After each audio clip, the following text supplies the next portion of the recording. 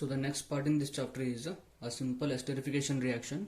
So in that esterification reaction, we will learn how to prepare a compound called aspirin from the salicylic acid.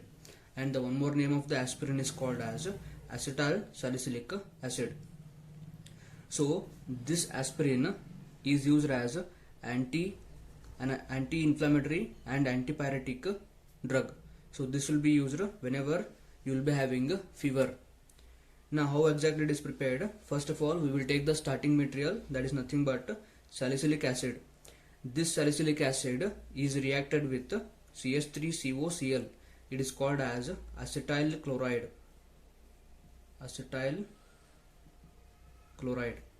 And in the presence of this compound called as pyridine, and this pyridine is actually a base, and base will take H plus, or I can say that base will neutralize the acid. It can be HCl, or it can be H2SO4, or it can be HBr. Whatever it is, base will be used to neutralize the acids. Now here you are having salicylic acid and acetyl chloride. Salicylic acid and acetyl chloride are going to react together, and when they react together, there will be elimination of the molecule of the HCl. So hydrogen from the salicylic acid and chlorine from the acetyl chloride are going to combine together. So when they combine together, they are going to form a molecule of the HCl, and this oxygen and this carbon are going to combine together. That is clearly shown here. Okay, and there will be formation of the compound aspirin.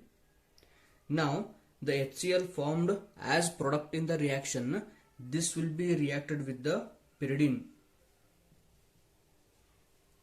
and it will be completely neutralized in the reaction mixture.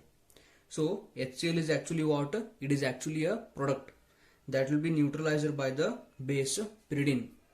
So according to the Lee-Chatterley's principle, when you remove the concentration of the product, whenever you remove the product, there will be again formation of the more product.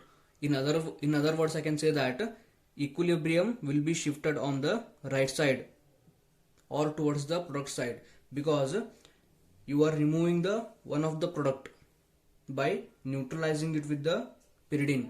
So if you remove the concentration of the product, equilibrium will again shift towards the product.